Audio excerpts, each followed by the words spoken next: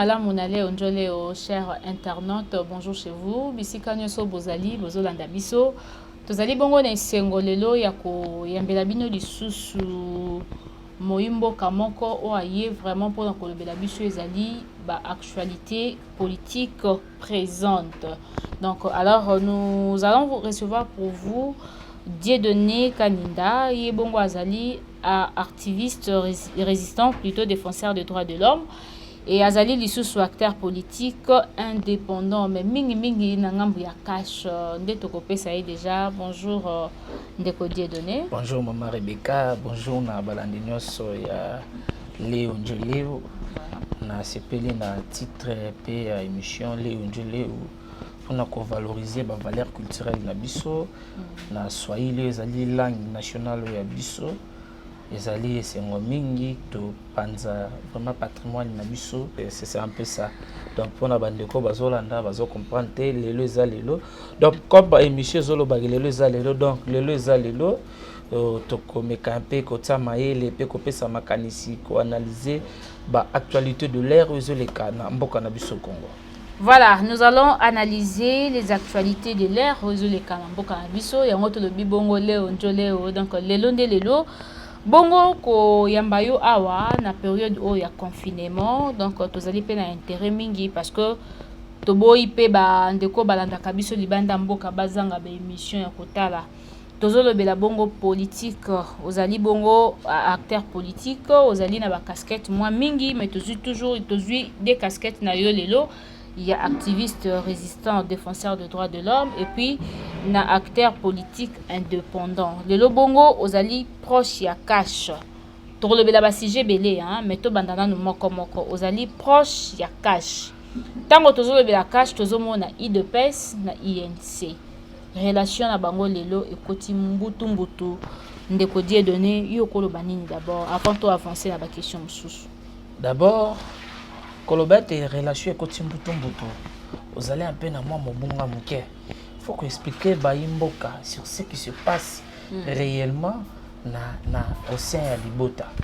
Ozali na coalition ya FCC ya Cash IDPS UNC. Ozali coalition o bandeko na biso ya IDPS. Bazo bunda bango moko face ya FCC face ya Lamuka. Bandeko INC baza obe wana kuwelelaka ba misala na ba bureau ya climatisation ya Malili. Or le chef de l'État à chaque fois azozala attaqué, azozala insulté, s'il faut le dire, na bandeko FCC, na bandeko mosusu, mais déclaration politique ya bandeko ya UNC zéro, aucune déclaration politique ya bandeko ya UNC. Et lelo le chef de l'État a la kaki ko faire de cet état de droit. État de droit, il y a un autre comme on a le République démocratique du Congo. Fini la politique, la justice des hommes forts. Fini la justice des intouchables. Boyebi Kembo Cannabis au Congo, depuis à Congo, c'est très difficile. Oh, c'est rare, pas si au cas été interpellé, tu vas inviter le directeur du cabinet du chef de l'État. Et ça difficile, c'est Ezala noté en fait. C'est du jamais vu.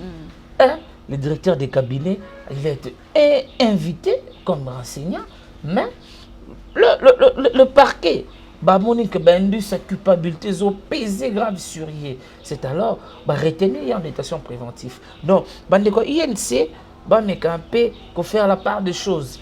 Ndeko Vital Kamere et affaire les affaires judiciaires et non une affaire politique. Batik un peu comme mélange Babiloko. L'état de droit autolocal, c'est ça l'état de droit. L'état de droit, personne ne sera épargné. L'état de droit, le respect des principes de base, le principe, il y a droit, entre autres, il y a égalité de tous devant la loi. Le principe, il y a justice équitable pour tout le monde. Justice, il y a des hommes riches, justice, il y a des faibles. Fini ces justices-là. Voilà pourquoi aujourd'hui, le chef de l'État n'a arrivé événement état de droit. Tout le monde que le directeur des cabinets, aujourd'hui, c'est la deuxième semaine qu'il est en détention préventive à Makala, la prison centrale, comme prévenu. Toujours, c'est la décision finale. Il y a Bazouzi, prendre justice, dire le droit de Balobakana français, comme il est écrit dans les textes. C'est alors to sengi na bandeko na INC ba me campé kozonga masi maman moké ngai là ça n'engage que moi. Depuis aventure à Genève, de à Nairobi, moi j'ai toujours été contre l'alliance INC na IDPS. Parce que surtout que ne moi moké, il y a une introduction on que IDPS a bunda kaye moko. Donc ce qui peut na comprendre Mingi, maître Kaninda Dieudonné Azali acteur politique indépendant proche, il y a Cash mais mingi côté IDPS. Mais quand on parle de Cash on va IDPS. IDPS et INC. Non. Il y a IDPS et Cash, c'est l'union de IDPS et l'INC. Cash, c'est Cap pour le changement. Cap pour le changement, ce n'est pas INC. IDPS, il y a qui peut créer un changement dans le monde. Tant que IDPS a banda bitumbao, il y a un changement, il y a un état de droit. INC a la Cap. Là, on a pas perdu.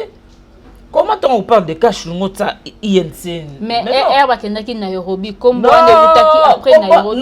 Non. Vital Kamerhe politiquement Sakoufaki. C'est Félix Tshisekedi Ndala Moussaki sur le plan politique. Parce qu'il était déjà mourant, enterré politiquement. Tant qu'on a un dialogue na Kanchachi. Biso batotina ga ko na dialogue na Kanchachi. Tant akomaka mukanda oya yeti le tikala na archive. Obana ya bana na biso bakotanga ka mikanda nde totanga ya ba diverger ya ba te rebelle. Pourquoi j'ai choisi Joseph Kabila? Et il a quitté Kabila, il ne nous a pas dit pourquoi j'ai quitté Kabila. Piso Bilengue, Tobima le 19 septembre 2016, pour la centrale électorale, organiser l'élection. Ils ont dit droit constitutionnel, c'est dans la Constitution.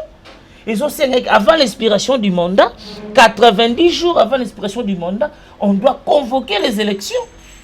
Voilà, natango oyo ndeko Kaninda nayoka ki okoloba au début que bandeko INC batika processus oyo ekende ezali processus moko ezali politique te ezali justice ndezo sala. Alors bakota yango te. Tout ce que nous vivons dans mboka na biso point de référence na biso ou encore point ozo 5 sa biso ezali bongo politique. Même quand on a Vital Kamerhe, c'est outil na politique, il y a makambu il y a 100 jours, ndé kangisi et pour gérer madame outé, ndenge nini bango batika kolandela yango. Les programmes de 100 jours, c'est un programme d'urgence et chef de l'État. C'est très différent d'un programme il y a gouvernement. C'est les programmes de gouvernement des politiques. Les chefs de l'État, il n'y avait pas un gouvernement. Les programmes du gouvernement, ils ont soumis à débat dans l'Assemblée nationale. Le programme à 100 jours n'a pas été soumis au débat dans l'Assemblée nationale. Pourquoi vous voulez mélanger les choses à la fois? Non, il faut faire la part des choses. Hein? Tant que juste la vérité, pour nous empêcher de ne pas dire la vérité. Laissez-nous de dire la vérité.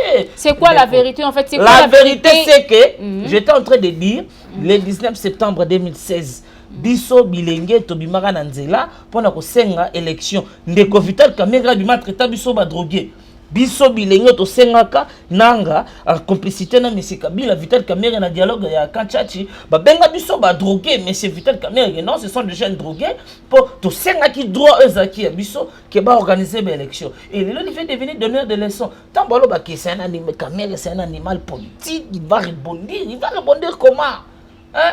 Bazué na misolo ya l'État. Jusque-là, il a la présomption d'innocence des OPZ du colonel.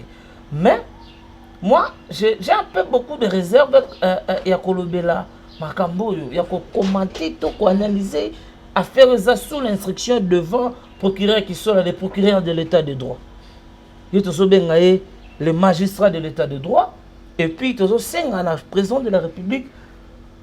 Ba décorer procureur qui sont là. Ba zélé ka kufa ba na ba discours parce que mais Moussala là ne silité il est en train de rendre des services loyaux à la nation congolaise. Mais c'est tout. Vous savez hier azalo ko ba magistrat tel Kabila tel ba tolérance zéro. Oh bah comment il y a 3V autant de membres rêver ça bango vie villa veste voiture villa veste ba magistrat 3V. C'est très différent là. Ba souci état de droit. Bah, magistrat état de droit parce que les colons chef de l'État c'est un appel je suis en train de vous lancer décorer magistrats qui sont là mais moi ordre national il y a héros national Kabila Lumumba parce qu'il a inscrit son nom na héros ya Congo ya bato ke akotisi kombo na ye na bitumba ya ba na place ba komba ya Lumumba ezali ya Rossé Tshimanga Mukenzi, il y a Etienne Tshisekedi wa Mulumba, il y a Thérèse Kapangala, il y a Issa Ngando, il y a tous les martyrs de l'indépendance, il y a tous les martyrs de la liberté, il y a tous les combattants de la liberté, de la résistance. Pour qui sont la zone, surtout le Fumu Kimbangu, le cardinal Joseph Falbert Malula, une article la biso testament le baké. Ton zimaba crucifié, biso que to crucifié vérité. Yango anangana munoko nanga, je n'ai juré que de dire la vérité. Rien que la vérité. Donc là, vous soutenez le président de la République a décoré le procureur Crusso. Là, mais moi je me dis, Moussala o ya bandi, il y a droit opéranga robengango opération droit opération Kanga Moyibi opération État de droit, voilà, opération État de droit et bandi ils en est bandé. Mais tu es bien gêné les cas na Congo na biso. Toi que malem ndekodier donné. Tu es bien que les Cambodgiens se bandara malamu to ko beta maboko mais esuka ke suite ezate. Maman. Et comme la biso té avec il y a déjà des avancées. Tant ozo kake les directeurs du cabinet du chef de l'État. Oh baza ko mono ko minzambe. Même la loi, l'ordonnance portant nomination de membres du cabinet du chef de l'État. Et puis ça aura un vice-premier ministre, mais il n'est pas vice-premier ministre. Il est ni privilégié de juridiction, ni privilégié de poursuite. Donc un directeur de cabinet, c'est un citoyen comme tous les autres citoyens de l'État ou dans un État. Donc les lots, procureurs qui sont là, il nous a démontré que non, l'utilité de cabinet, c'est tout. C'est un citoyen simple qui l'a convoqué, va trouver une liste d'équitabilité. Il est sous l'autorité du ministère public en détention préventive. Nous encourageons cela. Et ce qui en a été, tout ce lot à l'État, il sera arrêté. Voilà. Mais si les procureurs qui sont là, nous voulons voir clair sur le dossier de Samuel et Albert Yuma.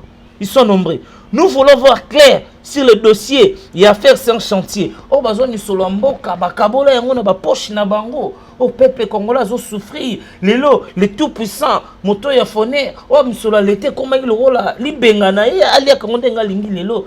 Aza na sous aux arènes. Voilà, je crois. Bazouzi. Voilà. En soutenant l'état de droit, soutenons justice congolaise, soutenons justice nabiso, il y a cours et tribunaux, et puis magistrats, il y a parquet, le roi, procureur qui sont là. Baza bateau qui voilà. Population se faut soutenir bango. Voilà. Population ko soutenir wango pa pesa mibeko. Je crois que ba arrestation uti ko tanga bande kwa foner déjà foner batu mususu wana to kolobela yango. Mais tozana nuka kana likambo etali INC na IDPS. Lelo bongo crise ezali tous les deux côtés. Bande kwa INC crise ezali na ngambo na bango po bakangi mokonzi wa bango. Président national ya INC azali bongo na boloko to lelo tozo compter déjà. Je crois que to komi atana ba 10e jour. Or ba pesa qui est 15 jours après 15 jours to ko kasoki bazuzi bakoloba nini na ngambo ya IDPS to moni crise ezali ko banda likolo et pas ya président intérimaire Jean-Marc Kabound crise e banda pe moi kala côté ya IDPS eza ba combattant mususu balingi ete eza ba combattant mususu bazo lingaye et puis koyoka lisusu ondeko Jean-Marc Kabound akende ko somba lopango moko na Kingabwa kuna na limité au moment où balakaki bandeko ya IDPS a misala ba pesi bango te koto mususu toyoki ba opération 70% moko ba bimisa kana ndeko Augustin Kabuya wazali CG et loko wana ba koma kozo ba pourcentage ba mbongo basungaka ba combattant comme na ba poche na bango mo crise wana ezotambo entre les deux côtés yo zali proche ya cash mingi IDPS mais cela n'empêche pas le bela o zali INC okolo banini d'abord to banana na dossier INC puis to rushukisa na makambo etali IDPS bande ko IDPS lelo abundaka ye moko avec ou sans INC ou avec ou sans Vital Kamerhe Tshisekedi et Chilombo Fachi Beton ngabi na président de la République parce qu'il n'y avait pas l'adversaire. Aki na adversaire en face là. Bolo barabongo po déjà za mokondi. Non, ceux qui bazoni si penda jeune de Félix. Maman en 2011 Etienne Tshisekedi wa Mulumba avait gagné les élections sans Vital Kamerhe sans INC. Personne ne va me contredire. La preuve te prêta serment Mais Bosalate, Bozaki. Dans un besoin impérium, l'exercice des pouvoirs n'est manga qui biso. Tobwaki Kozomandoki. Il y avait un monsieur à Kanga qui pouvoir par la Fox. À ceux qui pouvoir na Mandoki. Pambate, tout le monde a prêté serment autour de la char de combat dans camp militaire. Et l'autre a prêté serment devant le peuple. Là, débat, là, si tu les gars qui ont. Non, qu'est-ce que INC a apporté au sein de la coalition? Rien. Débat. Accord INC na IDPS existera. Existera peut-être. Ce que ça exister, parce que accord on est le banini. Une fois, Félix Tshisekedi président, peut-être qu'il est premier ministre. Oh, pour être premier ministre, il faut avoir la majorité au Parlement. INC a combien de députés? INC, il a combien de députés? Pour réclamer que Vital Kamerhe faut respecter l'accord. IDPS de lui-même, il s'est bâti. 38 députés, c'est quand même quelque chose à encourager, à féliciter, parce qu'il est parti 38 ans de lutte, d'opposition, tu as dit un candidat un peu partout. INC, c'est à peine 2009, bah quitté na PPRD baye ba sali INC na ba de quoi na ba ke ba continue na ba pouvoir ba zuzi ba mbor ba continue concertation ba Pierre Kangudi Ambayi ba Bitakwira ba produit INC ba gagne na ba gouvernement Bokulaka Berthe Wanga, Jean-Claude Lubaya, ce sont des cadres qui étaient dans l'INC. Oh bah, Bima qui en a pour tout ça peuple, pour respecter peuple. Koloba était IDPS azobunda yemoko. Maman, IDPS azobunda moko face à FCC. INC na ville à Kinshasa. IDPS de lui-même, ensemble avec ses alliés, ils ont réussi à Kozwa. Quels sont les alliés? Bozo si sa phrase na ba allié à IDPS bazabanan. Ça le quoi là, Ndekolora Batumona, Ndekwarietuango, Parti Condor, DCI, Avidi et Chumanga, ce sont des partis alliés à IDPS. IDPS peut aussi être ses alliés, baza, parti un peu moins Puna, parti il y a Kulutunangai que je salue, Maître Toussaint Alonga, ça va parti allié à IDPS. Mais comment on est INC, il demande trop. IDPS na ville à Kinshasa, surtout Rata ville à Kinshasa qu'on a gouverné, mais c'est le roi tout le monde a battu Baratissa au gouvernorat ville à Kinshasa INC. Parce que IDPS de Yemoko, il a réussi à avoir 12 sièges dans le niveau provincial à Kinshasa.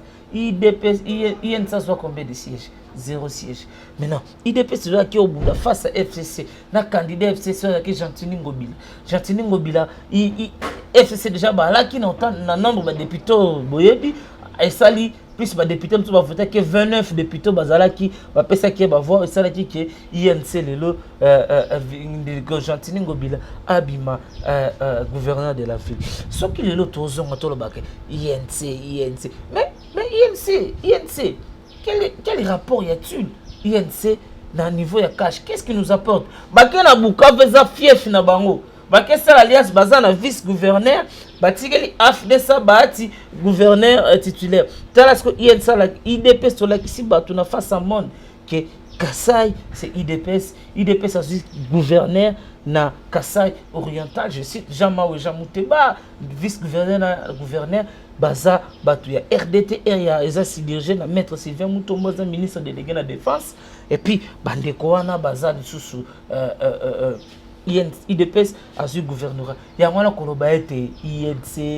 Non, c'est trop. Il ne faut même pas parler de INC quand on parle du cash. Quand on parle du cash, il faut parler de l'IDPS. Voilà, cash, parler de la crise qui. Bataka, chef de l'État, Tambwe Mwambalera, Bimiana, a accusé chef de l'État, n'a pas au moins propos outragés, un chef, malgré. Il est couvert par la loi, article 107 de la Constitution, il dit qu'aucun parlementaire ne peut être poursuivi et peut être jugé sur des propos tenus selon pendant l'exercice de sa fonction. L'article 107 de la Constitution nous en dit clair. Mais l'INC, aucune déclaration politique. Le président de la République, Bataka est inconscient à l'Assemblée nationale. INC, aucune déclaration politique officielle de leur part. Mais aujourd'hui, ce que tu as vu, c'est ce qui se passe au sein de l'IDPS, parti présidentiel. Pour moi, je pense qu'à l'IDPS, il y a la liberté d'expression. Il y a la liberté d'expression, la parole est libre à tout celui qui se sent, lésé de certains droits. Aloba oyayeza ba mécontentement na yé. Les deux partis jusque là ce qui se passe bango tout batikali ba membre ya IDPS. Le problème est que nous avons respect à texte. Et ça n'aura respect texte. Digo yo au monaka nini, est-ce que bazo respecter test to bazo respecter? Non, le texte n'est pas parce que qu'est-ce qui se passe au sein de l'IDPS? Statut à IDPS ils ont prévoir intérim na président sa partie. Et ça n'aura problème ils sera kanara ge. Les on a biso Kaboun parce que Kaboun n'a pas le contesté parce que c'est aussi un bon combattant. Kaboun c'est aussi un bon combattant, un guerrier. 520 gigas, mais il y a une force. Tant que bimana terrain, tu as un engagement dans le combat. Mais là, tu as reproché les Aragas, tu as douté de la compétence. C'est incompétent. Et là, tu as respect à texte. Soit respecter les gars à texte. Respect à texte, pourquoi pas commencer à demander le président de la République? Parce que y a un président IDPS. Le président de la République est frappé de l'incompatibilité. Il ne peut plus s'ingérer des affaires du parti. C'est la loi. Lorsque vous êtes au sommet de l'État, vous gérez la Rex Publica, vous êtes ministre, vous êtes mandataire public, vous cessez d'être partisan d'un parti politique. Vous resterez dans vos affaires de l'État une fois que vous aurez terminé vos occupations. On a parti. Mais qu'est-ce que stipulé l'article 26 de la Constitution est très clair. Qui parle le mandat du chef du président du parti prend fin 1 au décès, à l'expiration du mandat et puis à l'empêchement définitif, à l'empêchement grave. Mais nous nous sommes rendus compte que le chef de l'État est empêché. Il a un mandat de 5 ans au sommet de l'État. Il a aussi un mandat de 5 ans au sein du parti. Il ne peut pas être en même temps le président de l'IDPS, en même temps le président du parti. Non, c'est l'incompatibilité. Voilà pourquoi le statut de parti prévoit que les partis soient dirigés par toi, les directoires. Ils sont dirigés par 7 présidents et la commission électorale, la parti, la convention démocratique, la direction politique. Ils sont dirigés par Yemongo Kabound. Il fallait partir à diriger dans Wakwenda et puis Maître Jacques Chabani. Mais nous, pour dire 3 mois, réorganiser le congrès, partir au président Sika, partir de fonctionner, organiser partir de fonctionner. Mais nous nous sommes rendus compte. M. Kaboun, il prend l'audace, le courage. Un président intérimaire, on ne sait pas c'est pour quand il serait intérimaire. Parce que l'intérimaire, à cause de 5 ans, sur tout un mandat mobile. C'est les mandats pleins. On ne sait pas c'est pour quand il sera intérimaire jusqu'à quand. A eu décision, a commis, qu'on révoqué, qu'on suspend. Un intérimaire, Babi Simbelanga. Il ne peut pas poser des actes. Yo Simba, en attendant, ba pesa mutu, moko pouvoir pour poser des actes valables au sein du parti. Il y a moi qui kaka, président, vice-président Kaboun, il y a Assemblée provinciale, il y a Assemblée nationale, à respecter les textes. Tu vas respecter les textes, Marambosi. Tu vas respecter les textes, Marambosi. Il respecte les textes.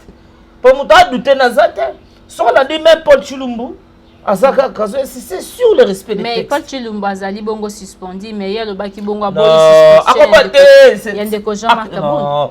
Et ça, vous savez, en loi, on parle de la caducité des lois. La caducité, c'est quoi? C'est lorsqu'une autorité prend une décision qui n'est pas conforme à la loi. Parce que chaque décision doit se conformer à la loi. En vertu de tel article, de tel, vie, c'est ici. Mais la décision de Kaboun est motivée par quel texte? Il doit nous dire. Lui, d'abord, lui-même, il a un intérimaire. Il ne peut pas poser des actes. Un intérimaire ne peut pas poser des actes valables. Il a un pouvoir limité. Un intérimaire, c'est quelqu'un qui est en train d'expédier des affaires courantes pour une durée, pour un temps, et pour un temps, pardon.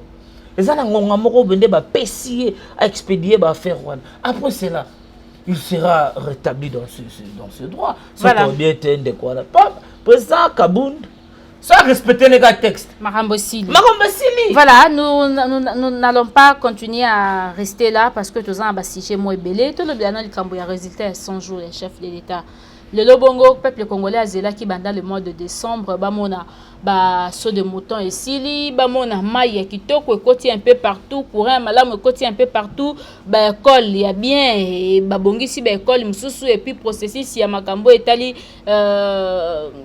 gratuité de l'enseignement ezo continuer mais te komona tout d'un coup nyos baluki.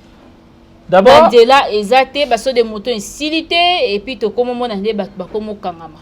D'abord, Ndeko, il faut rappeler que le président de la République, il a la volonté politique de faire avancer les choses. Et lui-même avait dit, lors de son adresse devant la diaspora congolaise, je crois bien c'est pas à Paris, à Londres, ou en Belgique, quelque chose comme ça, en Europe seulement. Tokaniseki bango bandeko nzoka bandoki. Beaucoup de gens vacances le quoi FCC. Non. Vous cherchez le diable n'est pas loin. Fourmi o aliaka lisangu azaka libanda tazaka kana kati. Ya lisangu. Le chef de l'État azaki na bateau que balinga kite ba aider à réussir dans programme de 100 jours.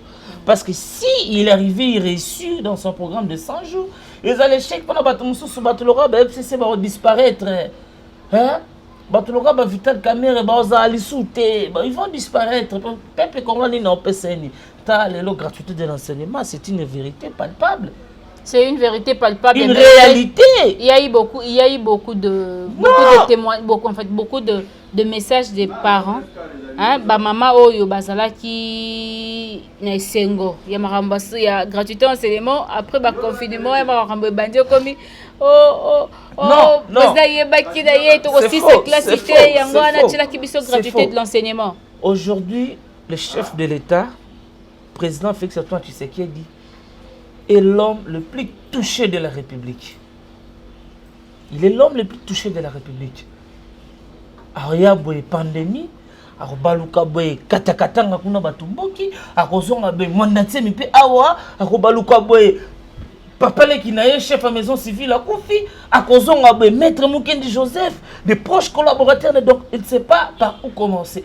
Allez là, chef à maison civile, oncle paternel, allez là, maître Joseph Mukendi, un proche collaborateur, allez là, Jacques Ilunga, son chargé de mission, allez là, na bandeko ya bakata katanga, bakufi kuna, bandeko babomi kuna, j'ai deux qui ont koto à Tomboki, koto ne moinati, monsieur ton premier président de la République, il n'y a pas longtemps, il y a eu la pluie ravagée, beaucoup de gens na Ouvira, na Sud Kivu, na Ituri sous Toyoki, et Bolali sous Tomboki, koto pesa, touché la pandémie. Donc, le président de la République a mérité, biso tout bas congolais, tous aura même une seconde pour l'ensemble de la pona tatawana. Nzambe batelaye, Nzambe pesaye motema munene, Nzambe pesaye sagesse, pesaye mayele. Il est l'homme le plus touché de la République. Parce que ce n'est pas n'importe qui. Chez hommes, tout ça, on a un nerf solide. Il va, se suicider, à Kimi. Non. Faut tout soutenir. J'étais en train de dire pour le programme à 100 jours. Les Congolais n'avaient pas besoin.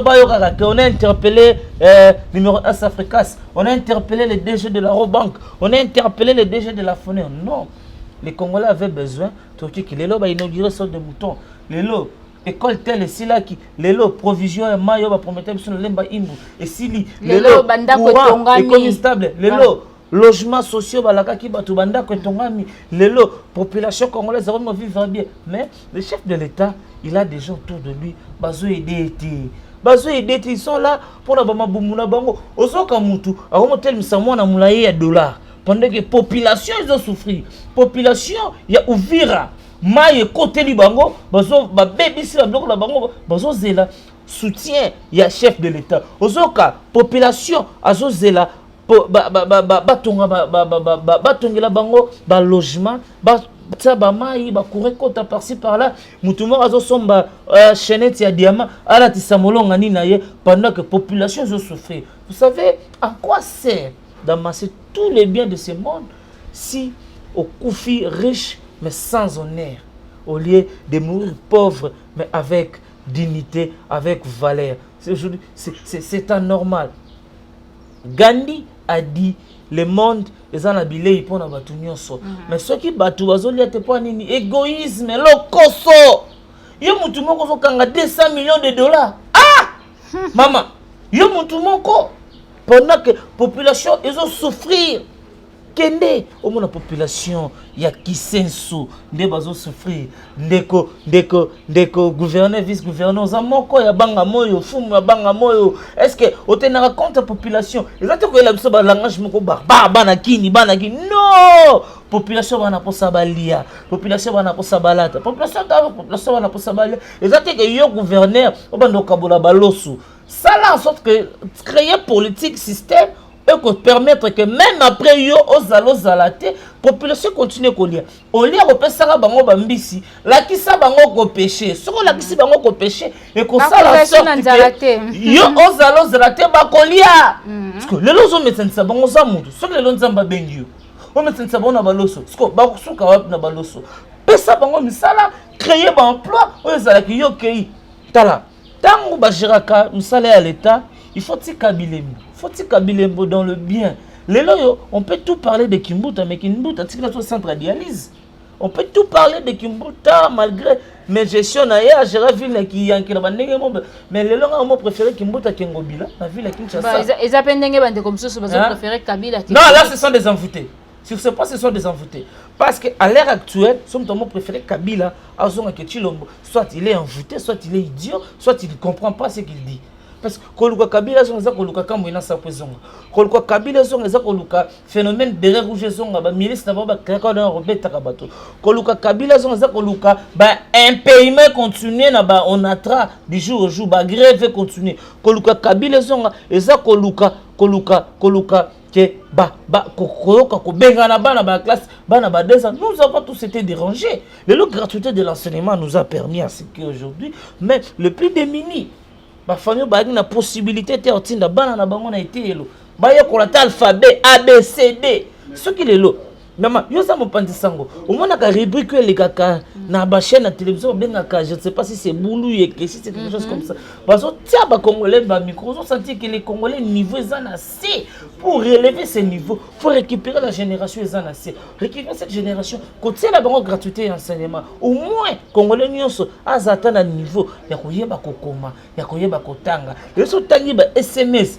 de lo ba réseaux sociaux et dabiso nous sabi ko commentaire au sala voice akoloba zanga pasi be mais il sait que komelanga ngobo loba c'est très difficile mais là toi tout le monde a gagné Félix toi tu sais qui dit la biso la gratuité de l'enseignement il faut encourager ba genre ba initiative soki mutu azo senga kabila zonga za wala azosenga kamwena sa pezonga azosenga batu ba continuer ko kufa na bango azosenga politique justice ya ba homme fort zonga yangwana lelo ba kinwa tout mon préféré Kimbuta pour Kimbuta tant que bolé bandaki les soma bukai mabolongo na se abibana kini boza calme bolé kota na kini te na sambela webi venda lobaka na bagilanki yankina la kana ngwana mais bola na kinchoso kaka ebola mais ngobila yemba ma ele biso coronavirus Félix pa yaye na coronavirus Félix maman Félix yaye na coronavirus neni yaye na solution na problème ba congolais Félix a sa résolution ba prière na biso ba congolais. Voilà,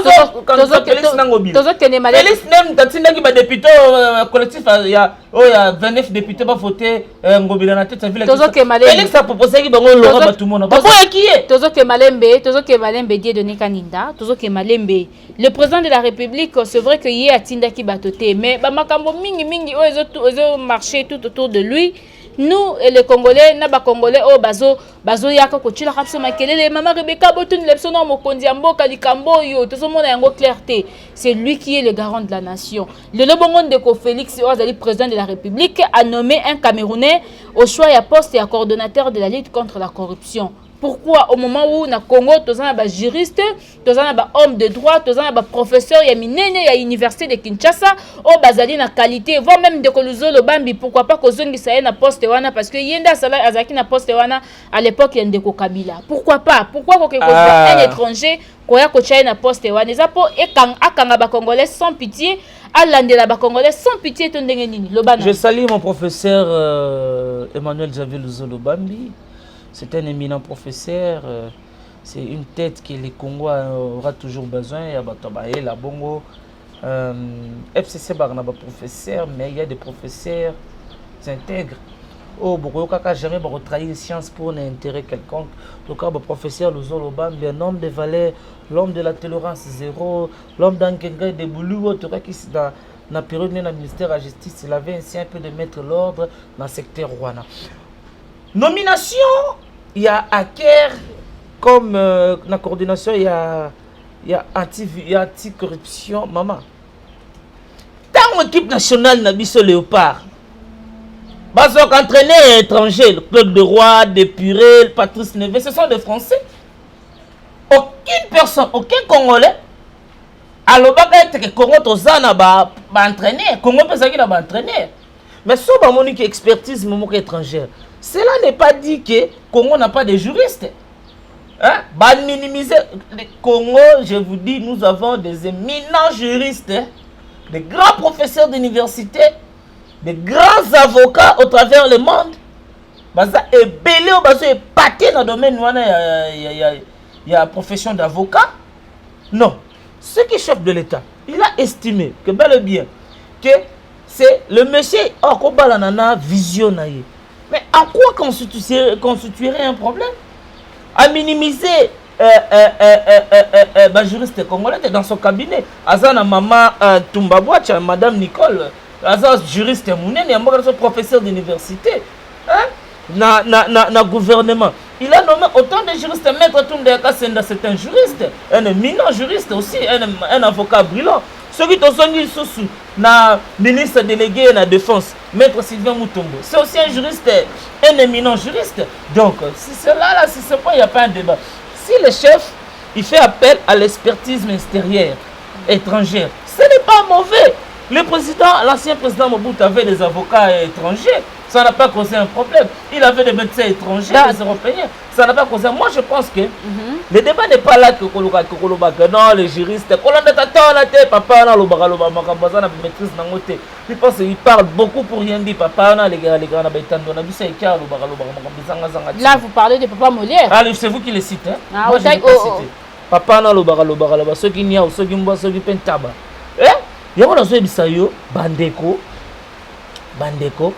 Faut pas y avoir le président Tshisekedi, Wamulumba, de heureuse mémoire, nous a pas appris une opposition de la haine, nous a pas appris une opposition du tribalisme, il nous a appris une opposition de valeurs, une opposition de valeurs républicaines, de préserver l'intérêt national de la nation, rien que les Congo, car je dis tous les jours, ce qui nous unit est plus fort que ce qui nous divise. Ce qui nous unit, c'est le Congo. Rebecca, je n'ai pas besoin de savoir ton origine, ton ethnie, ton tribu aux partenaires province. Pour les congolaise, congolais. Donc, il n'y a pas match là-dessus. Il y a un tribalisme,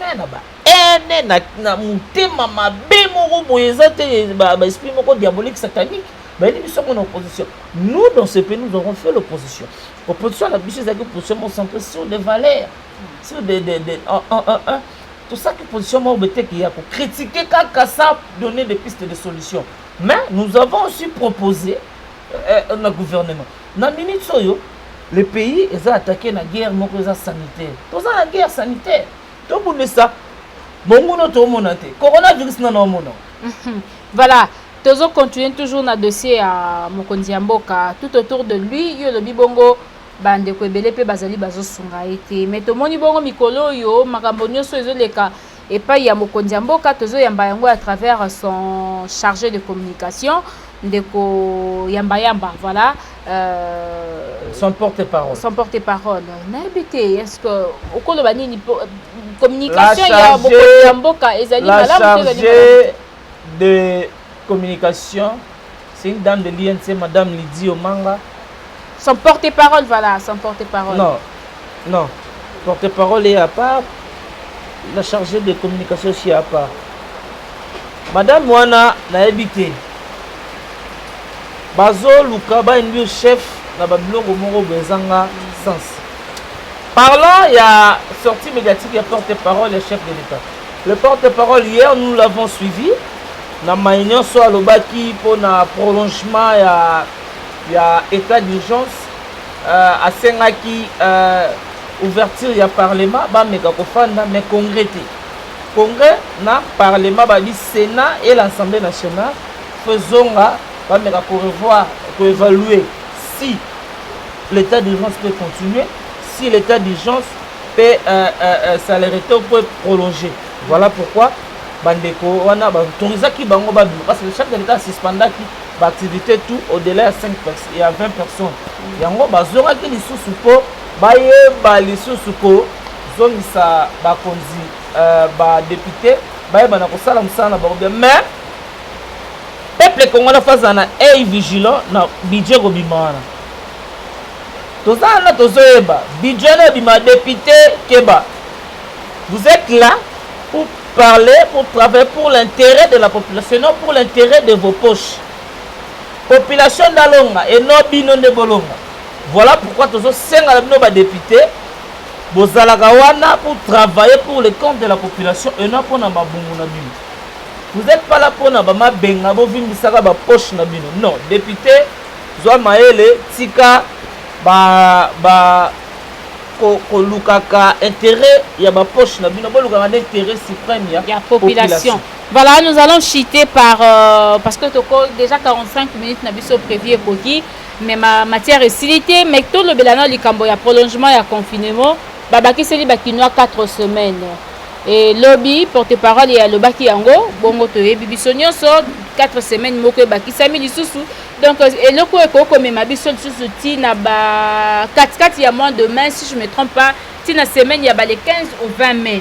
Alors c'est sous la pluie que nous sommes en train de faire cette émission et ça rapport na ko sepelisa bandeko bazolanda biso tozonga nanu confinement yango ba pesi biso ba décision ebele port ya masque eza obligatoire ba makambo belé mais toyebi ke ba kinoti siko bazondima te ke coronavirus eza na Kinshasa. Non. Ce qui est sûr coronavirus eza na biso problème ba kino eza nini bana posa baela bapesaka bango ba identité ke mutu tel afandaka boye aza te na coronavirus mais non le médecin na serment o ba pretaka bazaka na devoir bazaka na droit ya respect ya secret professionnel et soka examiner nga jamais ko yana résultat na nga pesa c'est dans ce principe là ba congolais biso totika tembe pandémie wana eza bel et bien na biso tout ça ba consigne ba mesure ya prévention ou équipe ya riposte pour éviter un peu la propagation ya maladie wana koyoka obligation ya port ya masque. Madame, vous savez dans notre pays les décisions na ba loi tozwa rezaka bien et pose un problème na faisabilité nango et puis la police est à la galate pour nous accompagner. La police est là on a terroriser sous population. Tala bazo obligé batu na port ya masque obligatoire. Est-ce que tenir compte de la situation ya population baza nango? Population za situation nini? Population oyanga ya Kimbateke. Population oyanga ya Pakajuma. Population oyanga on a comment mwana musala na bango. On a bundaka toujours pour l'intérêt ya population wana. Population oyanga ya Kitokimosi. Population oyanga ya Makala. Est-ce qu'ils auront la facilité, la possibilité de consommer cash wana? Est-ce que le gouverneur, avant de prendre cette décision, a mis un peu qu'on revoir la décision? Mais c'est le moyen où on a la population. Non, moi je pense que déjà l'idée à confirmer ça bien, de sensibiliser les gens de rester à la maison, de quoi tout ça, la mission pour travailler pour ça l'émission, tout en respectant la distance, il y a 1 mètre. Tout ça, la mission n'a pas l'air, donc ça ne dérange pas. Ce qui s'y colle, comme on a, que les députés, les autorités, les obligés, la population na biso, na port et à masque. Est-ce que la population n'a pas lipa na tongo? Lipa, il y a 200 francs, il y a luxe pour naïe.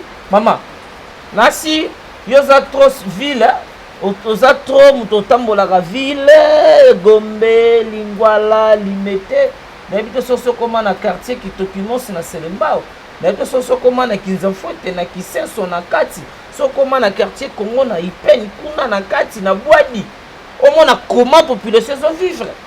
Tu vas verser des larmes. Parce que la population, a masque. On a déjà mis gouvernement, il fallait se la nier place parce que la décision distribuer des masques pour obliger à terre. Mais masque, la période de confinement, ils allaient 2 semaines. Les masques, ils allaient médical, à la pharmacie, ce sont des exagénies. Voilà. Pour 3 heures. Pour 3 heures. Renouveler. Comme ceux qui disent que masque à bongo, bakabi et pas bandegouana, ça n'a combien de jours? Pendant combien de jours? Il y a des masques médicalisés. Mais là, on a maman Kati était neli putana ya zimu la swakani atene elongi. Est-ce qu'ils ont tenu compte il y a infection so kota na munoko pona masque wana. Ozi ki tendi moko bon tu sais pas ramasser où au mi bambine elongi ba te que la biso na banzela 1000 francs. Au mi bambine elongi zo respirer nyoso wana. Non. Tant bazolo bake ba autoriser ba to ba utiliser ba masque ordinaire. Mais bandeko, faut qu'on tenir, faut qu'on y ait balisou souhaité. Ba masque on attend besoin obligé ba tu na port nango. Ba la terre. Quelle population besoin ou pas obligé?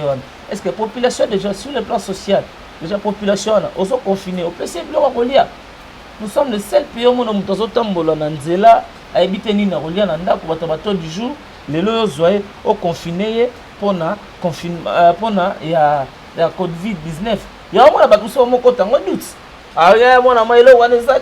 Mais moi je tiens à vous confirmer que l'eau voilà, ko talande ko Gentini Ngobila ko pesa ka ba mitindo de fois lobi que commune ya limité commune ya Kitambo ko zala ya ko kangama pona ko sunga bande ko bazala contaminé mingi te ko tom susa to kizizo e ko sala majisusu te moi tâtonnement wana na kati ya ko diriger ville ya Kinshasa c'est de l'amateurisme au sommet de l'État. Vous savez, si vous avez au sommet de la ville un amateur va produire que l'amateurisme.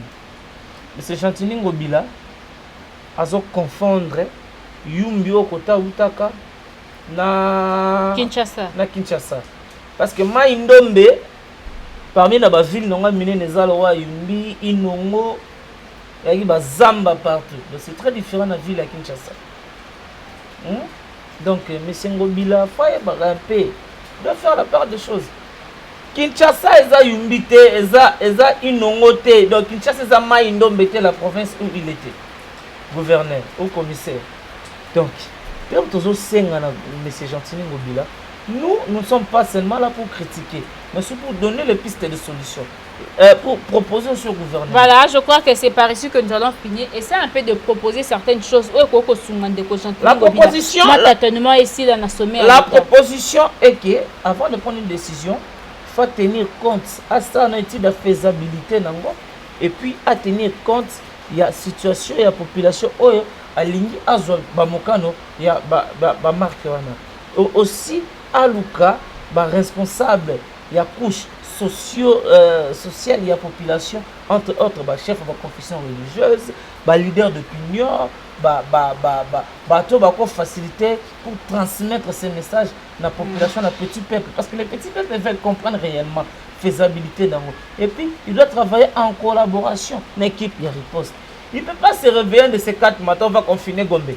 Après Gombe, ça serait Kitambo. Après Kitambo, ça serait limité. Oh, limité, non, c'est des quartiers qui ne sera pas confinés, Kingabwa et Mombele. Est-ce que si d'abord résultat à confinement à Gombe, Lelo a confiné qui Gombe, quel résultat va faire qui na commune à Gombe? Combien de bakani atteint la commune à Gombe? Est-ce que pour confiner c'est bien? Est-ce que azo désinfecté? Les aba foule de tout le monde les gars, ils ont foule là milinga et nous sommes des babins en détergent. Là le roi bazui tu d'échauffement mutu kaka ndezalaga, so mazui télégué belé en mo ça ni. Boire à milinga. Les anti-moustiques té faut qu'on désinfecter. Désinfecter ville et ça fait que foule milinga foule là pour non monsieur le gouverneur. Et moi toujours senga solliciter les leaders d'opinion et puis aussi l'Assemblée provinciale. Après Babiloko, il faut qu'on appelle M. Ngobila, nous poser la question où en sommes avec Kinshasa, Bopeto. Kinshasa Bopeto égal que bien la maman Boteka na Wendy. C'est ça Kinshasa. Au moment où confinement, Nazan de Zosalate, Misala déjà est bandit na zando ya munene donc bazo panza bazo pays eza na pasi bandeko na biso baza na mbongo te yango mona wenze toni so bapesi bato misala bato wana to babima wenze bakende luka bamisala osala yango wana ndeko koyebisa gouverneur Ngobila à mettre un peu ayebana pe avant kozwa décision ayebanaka pe koluka koyeba faire étude ya faisabilité décision na c'est ça la proposition na biso. Voilà, okoko conclure nini par rapport ya nyonso to. Je vais conclure que baimboka tout ça la confiance na chef de l'État, to pesa sa confiance na justice na biso et puis to mibatela to batela bandeko bazana biso maladie ezali bel et bien là mboka ezana guerre sanitaire tout ça maboko tout ça mayele pe makanisi na biso baso to soutenir équipe ya riposte na ensemble na ministère de la santé publique na équipe ya docteur Jean-Jacques Mouyembe. Mais avant na chiter, laissez-moi un peu quelques temps, même 1-2 minutes. Vous avez 1 minute. Dans le de la même ONG, nous allons mettre en place bientôt, nous allons éviter la sortie officielle ONG cité des responsables, OESA dirigé na bilenge le kola biso, tozui likanisia ko sangana na bande ko na biso bazala ba mikili ya poto. On a kosunga ba demini on a apporter au secours na bandeko bazang au secours déjà tozali déjà collaborer déjà ba statut ba makamyo sur biso bientôt là la sortie officielle c'est pour bientôt na kosenga na bino ebele bo soutenir ONG wana ezali wana pona kosunga ba orphelins les filles mères encadrement ba enfants de la rue les abandonnés ba vieillards au bino bobengaka bakuluna bato tout osundola na société pour rendre bango utile na souhaiter joyeux anniversaire na Sarah Makele la pas ali moko ya ONG cité des responsables na cirque à Rolanda biso na émission ya Léon Joleo na bandeko nyonso de partout vous êtes dans le monde kulutu nga Roger le combattant ndeko nanga Gaël à partir de Londres bino tout ba nordin bandeko nyonso cité des responsables. Je vous aime tous. Merci beaucoup. Voilà, merci beaucoup. Nous vous aimons tous. Na bandeko nyonso baza na ba suggestion, question ya kotuna ndeko Dieudonné Kaninda auto yambi mokolo lelo en tant que activiste ya défenseur de droit voilà, activiste résistant défenseur de droit, yé pas ali bongo acteur politique indépendant proche ya cash mingi na monnaie na ngambo IDPS. Bongo mituna na bino ba numéro na biso ezali wana boroto na biso boko répondre mais na ba o pe ba kolinga ba sola na ndeko Dieudonné na ebite soki akoko pesa numéro ya contact na ye. Oui, mon numéro de téléphone c'est plus 243 81 32 555 89. Donc c'est le seul numéro que j'utilise. 24 heures sur 24 heures en ligne opérationnelle à tout moment pour vous. Et surtout je suis ouvert à Moutoua Lingui débat, je pense que on a le bien, il a des antithèses, je suis ouvert. Voilà. Plus 243 voilà. 81 32 555 89. Donc plus 243 81 32 555 89. Voilà, c'est par ici que nous vous disons au revoir à la présentation. Isaki Bongonga Wabino, Rebecca Bilendo Pukuta, la Servadi, accompagnée de Rishi Pukuta, na équipe mobimba ya Léon Jolé Tuebi Bongo Bijou Maïkani Epsi Image pe mokonzi na biso Ordon Boulamba to pesi bino mbote pe merci to kutani mbala ya sima.